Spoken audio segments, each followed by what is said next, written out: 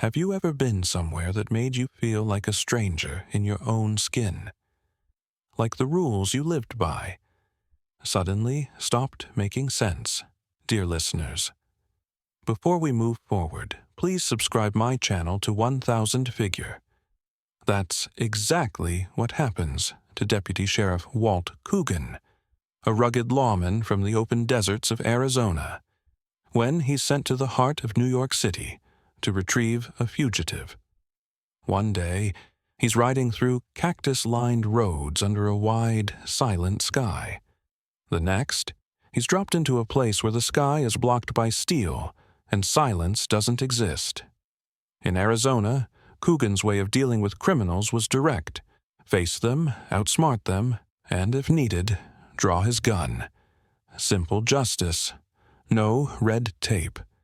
But New York doesn't play by the same rules. The sirens don't stop here.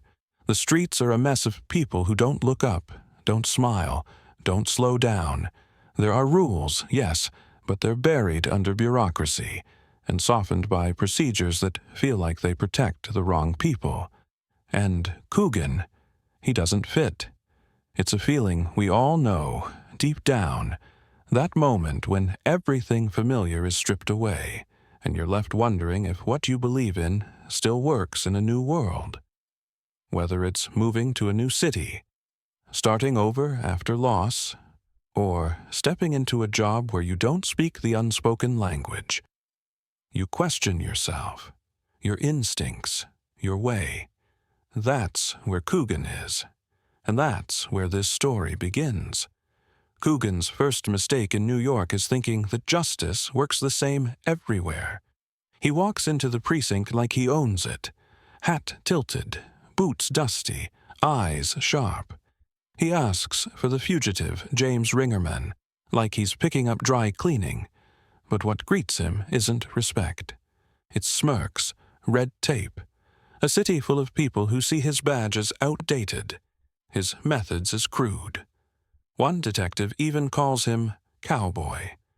But Coogan isn't here to make friends. That night, through a mix of miscommunication and ego, his and theirs, the prisoner escapes, slips right out from under their noses. And just like that, the city that already didn't trust him now holds him responsible. Coogan knows what this means, his way or no way. He can't sit around waiting for paperwork. He has to find Ringerman himself. What follows is a cat-and-mouse chase through a city that doesn't blink. Not for danger, not for gunfire, not even for a man sprinting through its alleys with blood on his shirt and a revolver in his hand. There's a moment, just after Coogan spots Ringerman on a crowded Manhattan street, where time seems to slow. The city is deafening, but Coogan zones in like he's back in the desert.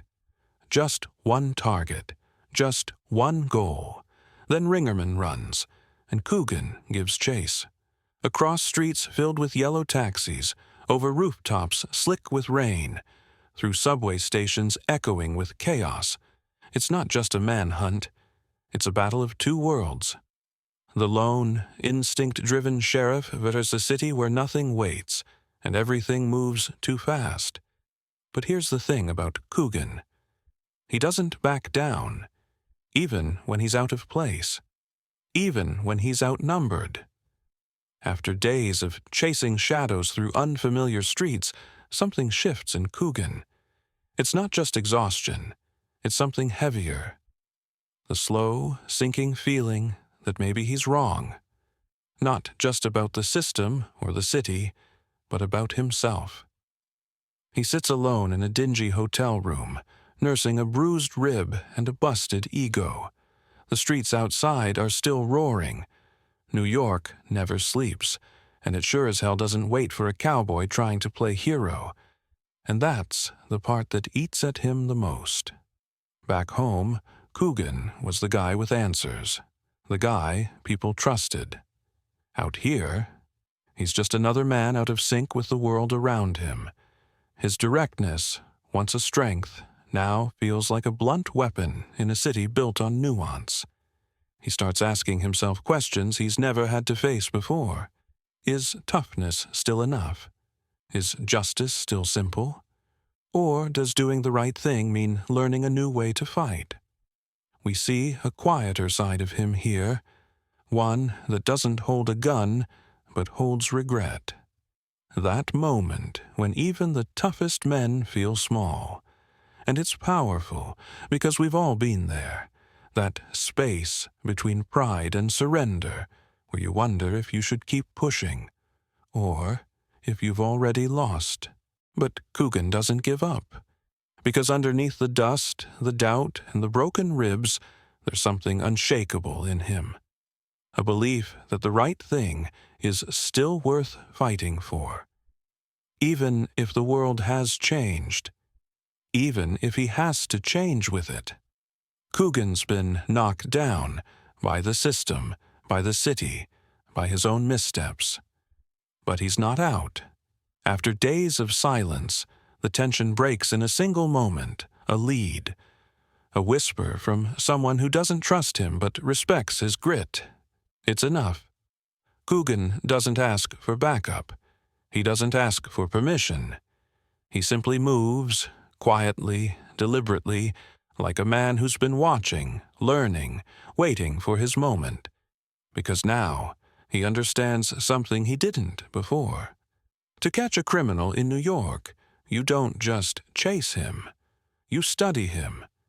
You become part of the city without letting it consume you. He starts using the chaos to his advantage, blending in with crowds, watching patterns, playing the system's red tape against itself. He trades brute force for strategy, Western instincts with urban street smarts. And finally, it happens. Coogan tracks Ringerman to a seedy pool hall in Harlem. It's quiet, too quiet. The kind of quiet that comes right before the storm. And when the storm hits, it's brutal. Chairs fly, glass shatters, gunshots echo. It's gritty, raw, and unforgettable. Two men colliding in a place that belongs to neither of them. But this time, Coogan doesn't just overpower him. He outsmarts him. When it's done, he's breathing hard, blood on his shirt, cuffs in hand. He doesn't smile, doesn't gloat. He just stares at the man he's fought so hard to catch, and maybe sees a part of himself there too. A man lost in a world that stopped making sense. But unlike Ringerman, Coogan adapted. And that's what saves him.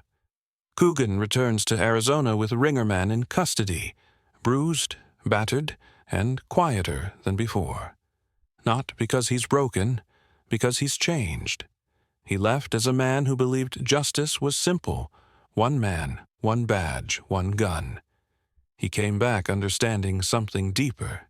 Justice isn't about where you are. It's about who you are when everything else stops making sense. The cowboy still rides, but now he listens more, moves smarter, sees the world not just in black and white, but in all the messy shades in between. His toughness hasn't gone anywhere. It's just grown up. And that's the beauty of Coogan's Bluff. It's not just an action film. It's a quiet commentary on change. How the old world meets the new. How individuals navigate systems bigger than themselves. And how true strength comes from adapting without losing your core. And here's the kicker. In 1968, when Coogan's Bluff released, New York City's crime rate was beginning to climb sharply, ushering in a decade of urban chaos. Meanwhile, the American West, once romanticized as lawless, had become a symbol of order and tradition. The film mirrored that shift, showing a cowboy confronting not outlaws on horseback, but the modern jungle of bureaucracy and broken systems. It hit home because even back then people felt it. The world was changing fast, and survival meant learning to ride a different kind of storm, just like Coogan did.